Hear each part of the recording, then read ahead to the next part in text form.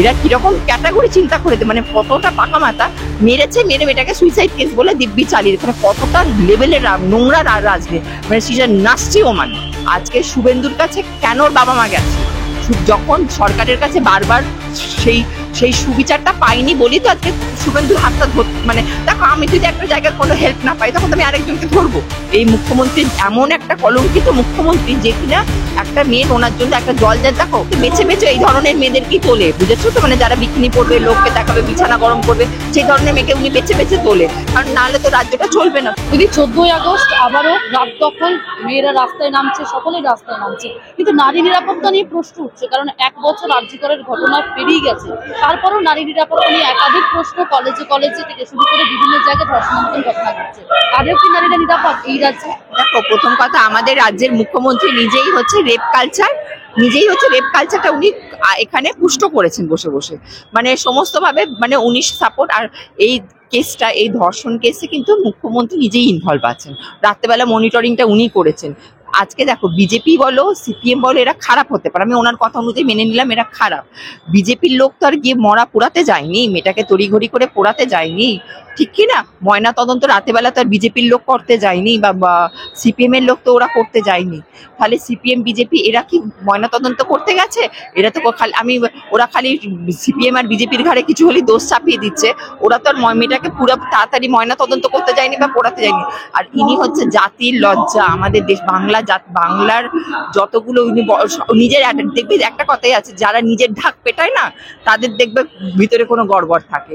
আর তুমি দেখবে এই যে আমাদের এত মনীষী ছিল, কেউ কিন্তু কখনো নিজের ঢাক পেটায়নি, রবীন্দ্রনাথ নিজের ঢাক পেটায়নি, মমতা ব্যানার্জি নিজের ঢাক পিটিয়েছে বড় বড় করে, বাঙালির গর্ব দেখবে বড় বড় করে। আর এই জায়গায় আজকে তোমার দেখো, মানুষ আর কিছু মানুষ, এই যে আজকে এত লোক যে এখানে গ্যাদারিং হচ্ছে, সব জায়গায় হচ্ছে, গ্যাদারিং করে তো লাভ নেই। দেখো, উনি তো মেন জানেন, উনি তো পাকা মাথার, উনি একটা জিনিস বুঝে গেছেন যে আমি আগে আজ যাই করি না কেন, আমাকে আগে এভিডেন্সটাকে ট্যাম্পার করে দিতে হবে, তাহলে লোক 2 দিন চাচাবে, 4 দিন চাচাবে, কিছু প্রুভ করতে পারবে না, আমি আমার জায়গায় বহাল তো বিয়াতে থাকবো।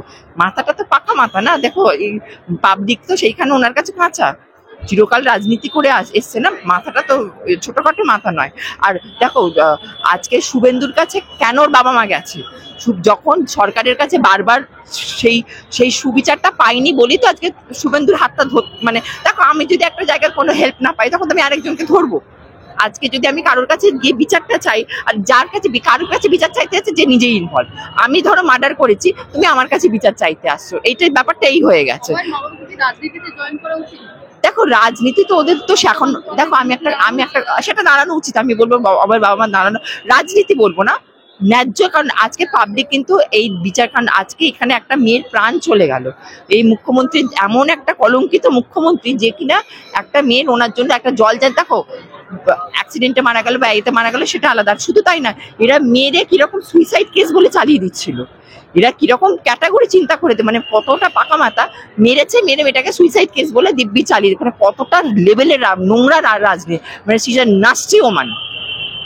দিদি, আরো একটা বিষয়, যেখানে কয়েকদিন আগেই আমরা দেখেছিলাম সঙ্গীতা দাস, যিনি কিনা সোচ্চার হয়েছিলেন সামাজিক মাধ্যমে আবর্জনা, স্বচ্ছতা আবর্জনা তুলে ফেলার জন্য, তিনি কিন্তু একটার পর একটা কেস করেছেন, এর আগে রাশিয়ান ভাবি করেছেন, স্যান্ডি সাহার বিরুদ্ধেও তিনি লড়ছেন, কিন্তু তাকে বিভিন্ন রকম ভাবে সমস্যার সম্মুখীন হতে। দেখো, আমি একটা কথা বলছি, সঙ্গীতা দাস করছেন ভালো, ওনাকে তো কেউ দায়িত্ব দেয়নি, এতগুলো সরকারের লোক আছে, তারা এতদিন স্টেপ নেয়নি কেন?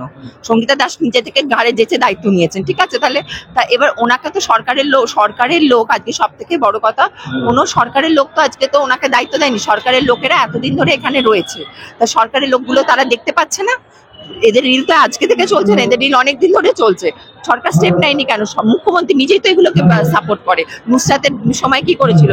নুসরাতের সময় মুখ্যমন্ত্রী নিজেই কি করলো যে আপনি ওর এন্টারটেইন জগতের লোক, ওরা এইসব করবে, তাহলে তখন মুখ্যমন্ত্রী বলেননি? মুখ্যমন্ত্রী তো বলেছিল, নুসরাত বিকিনি পরে পোস্টে থাকাকালীন করেছে, মিমি চক্রবর্তীও তো করেছে, মিমি চক্রবর্তী, নুসরাত, এরা তো পোস্টে থাকাকালীন করেছে, তাহলে আজকে আর উনি তো বেছে বেছে এই ধরনের মেয়েদেরকেই তোলে, বুঝেছো তো, মানে যারা বিকিনি পরবে, লোককে দেখাবে, বিছানা গরম করবে, সেই ধরনের মেয়েকে উনি বেছে বেছে তোলে, কারণ নাহলে তো রাজ্যটা চলবে না। তাহলে উনি নিজেই যখন প্রমোট করছে, আর এনা সঙ্গীতা দিয়ে যে কিসের মাথা ব্যথা আমি বুঝতে পারছি না।